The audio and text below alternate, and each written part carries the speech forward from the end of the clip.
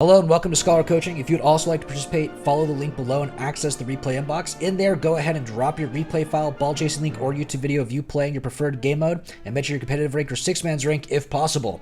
If any of this doesn't make any sense to you while watching the video, feel free to follow up on my Scholar School of Learning series in my video playlist. We go over all the basic ideas and general rotations that are talked about in these replay analysis. Thank you, and I hope you enjoy. So yeah, if you have any questions or whatnot as we're going through, like quickies and so on, just go ahead and ask and say, just like we'll go back to the play. But like you'll be watching from the stream, so you're gonna have a slight delay. But the input delay, I think, is only like 5 seconds at worst on this stream. Let's try mobile. It's like 8 or 10. All right, chip off to the side. Race key can you go behind? That's good.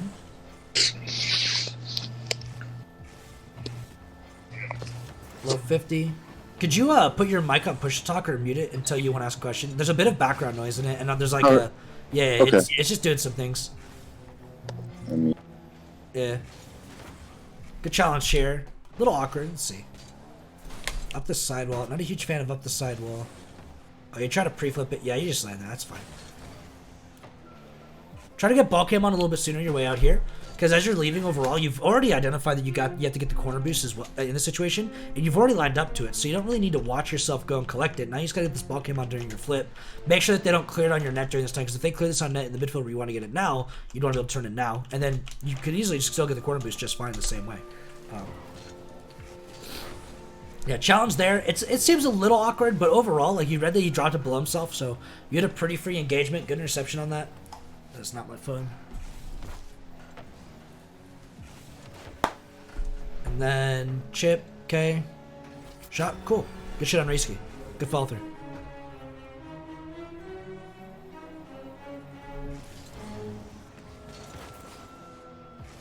We're gonna do Midnight's replay. We're gonna be doing him in a bit. Maybe next because he's here. Chip, alright, and then chip, and then 50k. Little down the lane. Bird drop, okay. Round, nope, can't get around one. Grab the side boost. Chip, okay. Play with him.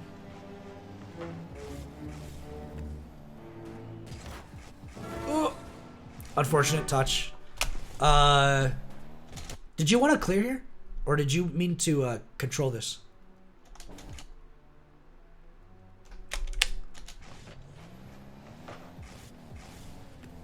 You're muted if you're saying anything. Yeah, sorry, I had to like leave the stream. I think I'm behind. Oh, you mean, yeah, I meant to clear it. The one up the wall. Yeah, that one. Yeah, that was meant to be a clear. I'm working on those. I see a lot of people doing them, and I gotta wait. The timing's off a little bit. Yeah, very effective. The biggest thing with getting these clears here is, to a degree, it's a little more consistent. Like a lot of times, if you plan to jump after the ball's bounced to a degree. So like if the ball's bouncing here and you're coming up and you jump off with it to reach it here. Yeah. Like you're not gonna get as much power. Like the most powerful clear you're getting is if you get like that perfect pinch where the ball pinches off, your card just flies. But it's really consistent though when you jump like right after the bounce and with the ball. Like if you time it to be just slightly delayed, you don't want to really meet the ball. And if you end up being slightly early, then you do get the pinch. And if you're slightly late, then you still get the touch though, because you know if the ball's coming this way and you jump off, you're still reaching it at the end and you're still able to adjust for it. You know, which gets you a lot of opportunity. And so I'd recommend starting by just delaying a little bit. And if you do find yourself being too early, then don't jump and just drive through it and get the catch, you know, because you could easily catch this and then go for a follow-up off the sidewall like an air dribble or something along those lines. I think one of the biggest things that comes to the wall plays like this and consistency, as much as like there's a lot of players higher up and so on that like get these like great wall clears like this, the biggest thing is to make sure that you understand when it's failed and you give up on it and you move on to a different play like getting a catch or going for your solo play afterwards, getting control of this ball. Okay. Yeah, unfortunate there on the follow-up then, because it threw away from your car and your car got, like, stuck. Try to throw off to the side, unfortunate. You had a teammate rotate behind you. You kind of know he's behind you. You heard him get there and so on. Honestly, I would just trust the net with him at this point and just drive forward. Maybe bump this guy off or just drive forward for him. And then he probably would have jumped up and cleared this to the left side for you with his line he had here. He probably would have popped it, like, somewhere in this range right here. And you could have easily just drove up and cleared that over Bert or tried to be Bert for it or rotate it out if it was out of your range. If you hit it like to the far side, you were Bert had advantage and then Bert would just shoot at you and then you'd get the save, you know? I feel like you just ended up trying to do too much there with what you had. You knew your teammate was behind you. You knew you rotated net. You could hear him in the net. You play with audio? I'm assuming you play with audio. Yeah, if you play with audio, you heard your teammate right in there. So to a good degree, you can just trust him there. When you're entering back posts like this and they cross it, you are the last man back to a degree. Try not to flip over the center line. Just keep yourself landed so when he turns in to chip this, you can always cut in front of him and cut off his angle and just jump him from the midline or always be blocking the net. When you flip over center lines like that in 3s or 2s and you're last man back, so 2 or 3, and you flip over, you're not committing in a situation where you can turn or stop anywhere you need to, depending on where he shoots.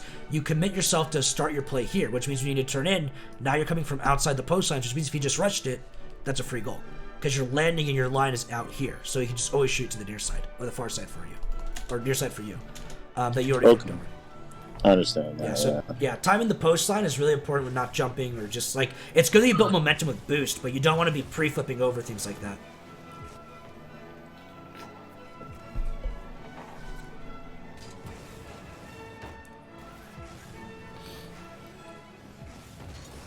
Okay, that's fine. Good fake on that and leaving it. Teammate has the chip. What a slow aerial. Alright, so you can kind of see your teammate's awkward here. I love that you go midfield for him on his free breakthrough because he gets around him for sure, so you go midfield to start. But once you see this guy's angle coming aggressive like this way, at this point, just assume this guy's beat or it's a bad 50 and just start turning back towards net or stop in place, one or the other. If you stop in place, you'll get a much better follow through on this. So if we like go to fly cam and we just stop in place, we're like, oh, that's a dog shit aerial. Stop, boom, in, clear. You might get demoed in that case though, because you have no motion, and Hello Triz might be going for a demo there on you. And if you rotate instead, you won't get the touch as early as you did, but if you do get a free touch here, either way, so you turn out, you wrap around, right? You'd be coming in now for a ball that's bouncing, but you'd have a shot that's going immediately on net while Reisky has time to demo Triz, or in the same way, let's really get the timing on this properly, so it'd be awkward, okay, I'll leave, boom, in, wrap in, and then, yeah, you'd be coming just, yeah, maybe a second later comparatively, but if Triz has a catch, he'd be catching it into you anyway, or to a sidewall where you can end up engaging. There's not much danger in Triz's touch. It's only if you give him the possession afterwards where it's dangerous, which you'd be able to engage for just fine. But to a degree, like once you see Reisky awkward like that, you already know he's not going to get a free pass or breakthrough into mid. He's not dusting the opponent anyway, so to go aggressive on that doesn't really pay out. And then similar to here, when this turns into a solo play air dribble, it's the same situation. Stop or reposition. If you just stay in the midfield for a pass that's never going to happen because he's dribbling it, then in 2s, this is just too risky. If you just stop, boom, 50, you're back around, and now you're ahead of this play heading into the corner here, and you're dusting this guy that could be shooting it. Triz is going for a demo on you. This is unbelievable. This guy could be shooting this on your net right now. Wrap, boom. Yeah, if Triz just goes wide, sees that you flip out, in, and then shoots this near side here, there's a good chance you can't save that. Either way, Triz being bad isn't what we're talking about. We're talking about you. So coming back into this, yeah, so if you start softer, you can be ahead of it a little bit earlier. And then especially true if you see that, oh, he's dribbling it, it's not a pass, or I'll just rotate out, turn out towards the net a little bit, they bang, they clear, right, you come back up the wall, and you clear out right here, and that's really powerful. And because you're not pre-flipping out, you're not pre-bailing, if the ball ends up freezing or coming back around in a zone, your outside post net, you're able to turn and stay ahead of it, so you're always blocking the line on net, and you're not too far out to where you can't really, engage again. But if it does freeze, you will lose possession on that. But most 50s end up in a pinch to sidewalls or, getting massive clears like this in a lot of cases. It's like if you let this go over your head every single time, you can get punched for this every single time as well. Much like the demo here that happens as well.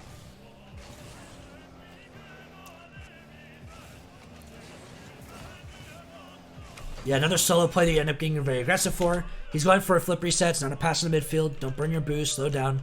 Right, just stay up behind him a little bit. Boom, he drops. You can cover this 50 right here, take it to the side, or fake in shadow. Come into midfield, be available for this. Right, bring him back to your own corner because he's overstepped it a little bit, or jump up and put off to the sidewall for your teammate. Whatever you want to turn it into, bit by bit. Again, basically just laying into the same thing where it's like, you can see your teammate's not passing to you, so don't show up for a pass anymore. Boom, shot. Good pass to your teammate. Great job doing it within one touch too. That makes it really easy for a teammate to read. Especially in 2s where there's so much nuance to, you don't want to wait for passes in 2s.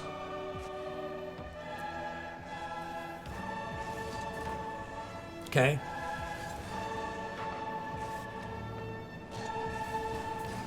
Oh. Good try. Catch here and so on with a 50, it really wasn't too bad. The guy had a really great 50 on his team, had a better follow-up, and they got a super lucky dunk here overall. So, like, there's not much more I could ask for you to do before this. If you could have gone a catch into a quick flick instead, or, like, you know, along those lines mechanically, work on those and make it better. Coming into here, you just missed the overall line to hit this, you know, like, really well. And I think you're just trying to focus too hard on hitting this to, like, behind Tris to a sidewall or upfield to Reisky. Just hit it back to your corner and let it roll up, and then recover and get ahead of this guy's next touch, or follow it up yourself for a 50, and that'll buy plenty of time. When it comes to these overall like touches and getting saves in these like clutch up moments, it's not about getting one cracked out touch. It's about getting possession for the team or yourself. And so if you just focus on getting possession for yourself on your backboard or on the sidewall in a lot of cases, something you could follow up, that'll generally turn out a lot better on average than you playing like a 1 out of 10 shot like pass like that, you know? And going for a cracked out hit. Boom, 50K. A little bit of a chip, alright, and then dump him. Nice, good bump. Nice steal. Oh, you're almost fast as fuck. How polished are we really on this? I'm disappointed with it. If you can't see it, you're double jumping before the pullback here, ever so slightly, and your double jumps are very, very quick. It's okay to have double jumps this quick to a degree. I mean, ideally you just want to hard press that first one, but like I can see to a good degree you're turning more than you're pulling back, and so when you get this second jump, you've already jumped so low, you're actually pretty much double tapping this and then pulling back. You're not even really getting a pullback then second jump, you know. The motion overall should be pullback, jump, release, jump, boost, and pullback.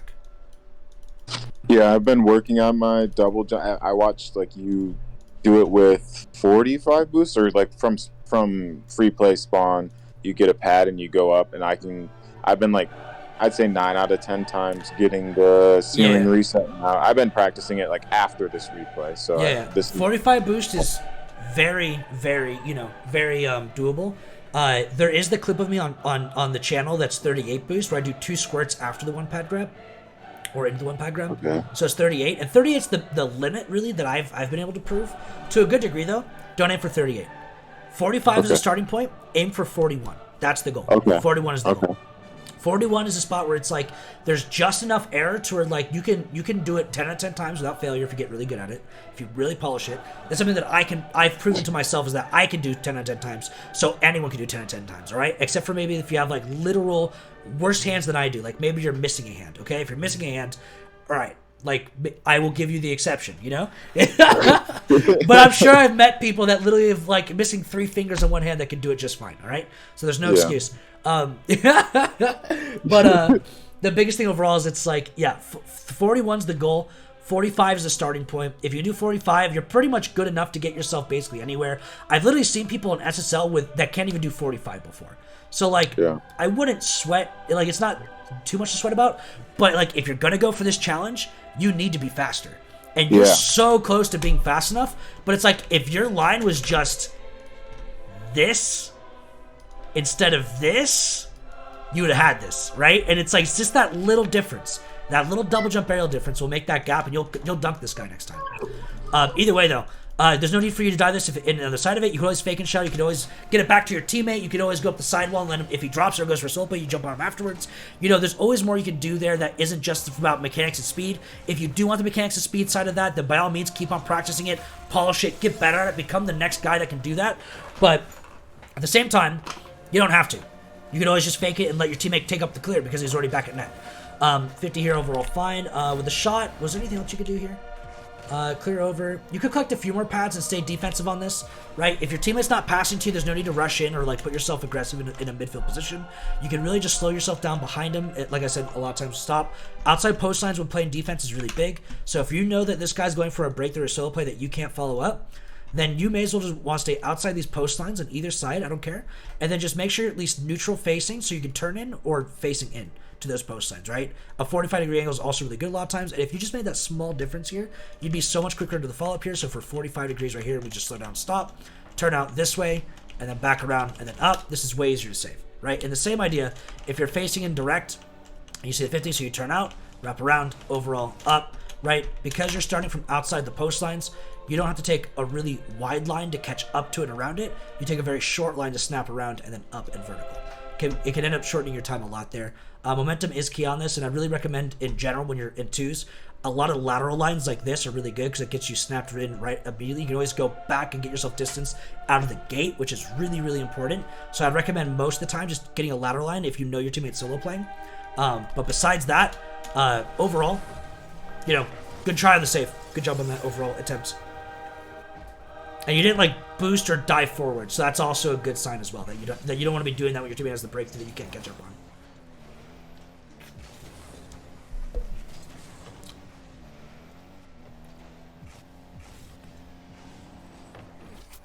What a dunk. Similar to here again, right? He's started a solo player. This is not a pass. He's doing tornado spins underneath the ball. Chances are this is a dribble. I'll just slow down here. Don't squirt your boost. Don't try to catch up with him. There's nothing to 50. There's nothing to get a pass on. Just slow down, stay behind him. And then if you slow down behind him a little bit, it gets outside these post signs for the 50. If you're right here and the guy gets the save and it goes like dink dink or ding roll or off to the side here, you're covering. This is not that shootable. This is possession and semi-shootable as well, but this is very shootable. But from here, you're turning away. You're basically covering nothing. There's no shot on net you're covering. There's no pass you're covering. There's no rebound you're covering. You're basically doing nothing in that position, and you knew he wasn't passing to you. You could see the solo play. Overall, spacing-wise, again, your teammate wasn't passing to you, right? You already started behind them. Or in this case here, they're back passing. Your teammate's diving this. You can see it. Slow down. There's no need to rush into this, right? If anything, don't boost. Don't rush in with your teammate in the same zone. Let him take ahead of you and cover behind him, and then when they bang this, you're up, and you actually shoot this on the net with your next follow-up instead.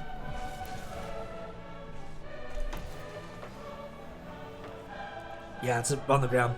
I'd say for the most part, you're definitely keeping up mechanically, and your shooting and whatnot isn't too bad. There's some decision making that you're doing is really good too. Sometimes you do want to take that lateral line, and you get yourself around. You do get yourself in a position that can save a lot of these balls. But I feel like you're not paying attention to what the statistical analysis is in a sense. I see that they have a free touch, but I'm still driving in as if they're going to drop it on me for free. That's just it's just not going to happen. Now, if you're first man and your teammate's behind you, you can play like that. That's totally doable, right?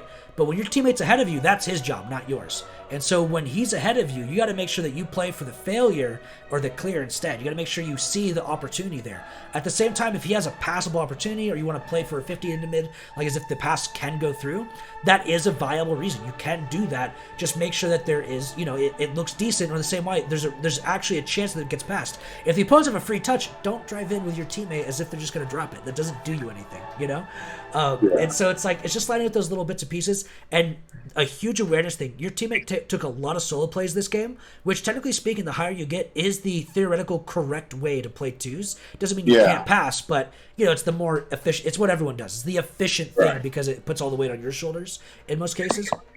But people do pass still. They do happen.